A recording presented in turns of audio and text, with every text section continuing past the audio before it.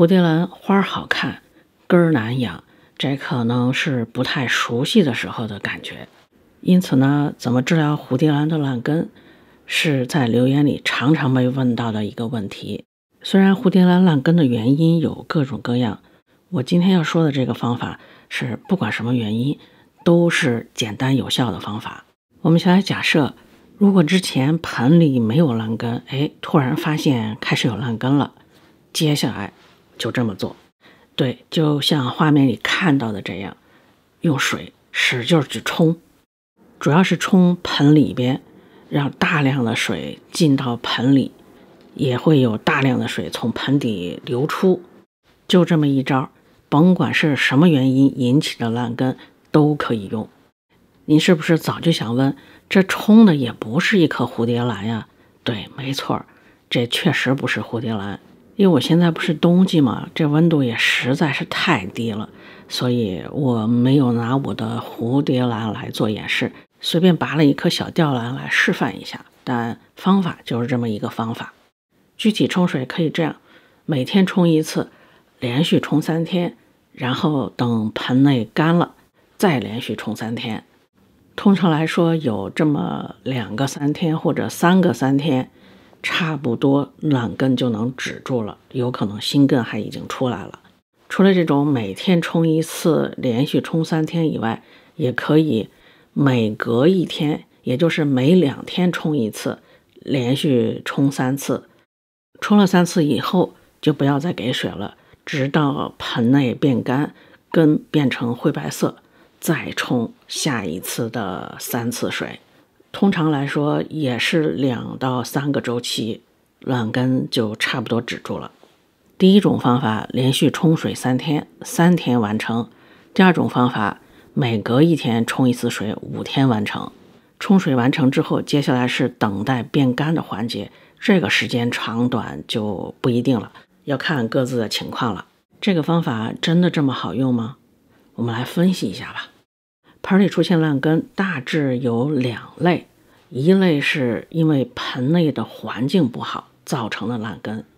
还有一类是这颗植株本身的问题。盆内的环境问题大致可能有不透气了、水多了、肥多了、植料老化了等等，这些问题我们用水哗哗的一冲，基本上都解决了。冲水可以带进去新鲜的空气，所以会缓解不透气造成的损害。冲水还能把多余的肥害、植料老化生出来的什么酸腐的等等那些不好的东西都能冲掉。说到这儿，问题来了，因为水多造成的烂根，那我们冲水不是会带进去更多的水更多吗？那这个怎么解决呢？到这儿呢，我们就需要明白一个概念，平常我们总说水多烂根，实际上不是仅仅因为水多了，而是因为水多透气性不好，滋生细菌了才烂根。比如板直的，一天浇几次水，根都不容易烂。再比如像这种在空气当中的根，每天喷水，天天喷好几次，它也不会烂，因为够透气啊。所以即便是因为我们浇水浇的太多造成的烂根，我们也可以用大水冲的方式来解决。用大水冲的方式冲走盆里面现在有的不好的物质，带进去一些新鲜的水、新鲜的空气，对止住烂根自然是有帮助的。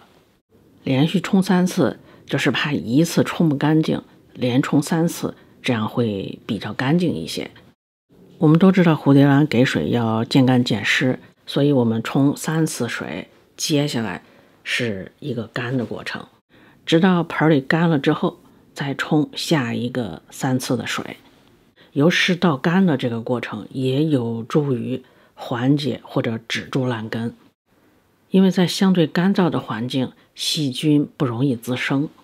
所以我们这个3次冲水加干燥的方法可以理解为是先把已经有的病菌呀、不好的物质啊先清理清理，相当于是帮着清理伤口嘛，然后再给它一个好一点的环境，让它慢慢的恢复。再来说它自身的原因造成的烂根，它自身会有什么原因呢？主要是有一些根寿命到了，环境可能并没有那么糟糕，它只是寿命到了，所以它会腐烂掉。腐烂的过程当中也可能会滋生一些病菌，所以我们用这种冲水加干燥的方式也是有帮助的，或者说至少也没什么坏处嘛。所以呢，当盆里发现烂根，也搞不清楚什么原因，或者说也不想搞清楚是什么原因，可以用3-3冲水干燥法来解救一下，大概率是可以解决问题的。怎么说大概率不说100%呢？因为它真的不是100%，确实也有解决不了的时候。比如说盆里进去虫了，它就专门咬根儿，把根儿咬伤了、烂了，那这个光靠冲水是不行的，需要把虫给除掉。如果是养在户外，盆里进虫的可能性还是比较大的，养在室内可能性倒是不大。如果怀疑盆里进了虫，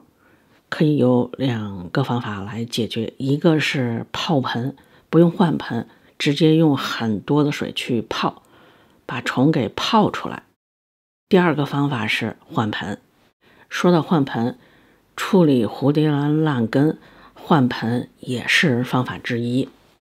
尤其是因为植料老化导致的烂根，仅仅用我们前面说的3-3冲水干燥的方法能缓解，但根本解决还是需要更换成新的植料。除了换盆换新植料，我们之前曾经讲过的高锰酸钾呀、双氧水啊等等，那些也可以用来泡盆，帮助缓解或者止住烂根。茶疗还可以帮助生新根，这些与我们今天讲的这个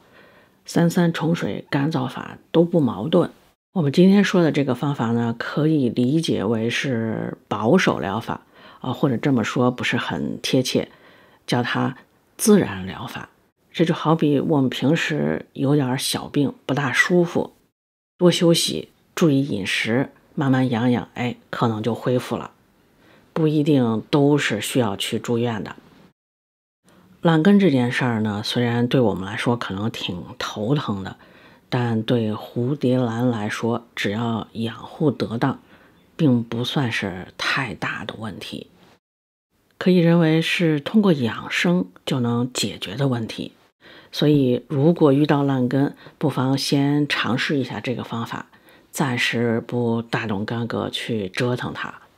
好了，最后再补充一条，这么做是要在适生范围之内，也就是环境温度要比较合适。当环境温度过低，比方说像我这儿现在这么低的温度尽量还是少给水，多让它干一干，因为这么冷，它对水的需求很少，也因此不用担心它会干到，让它绝大部分的时间都处在这种干干的状态就行。如果跟大部分时间都是这么干的状态，不太会容易出现烂根。好，今天这个治疗烂根的很简单的方法就先介绍到这儿了，那咱们下期再见。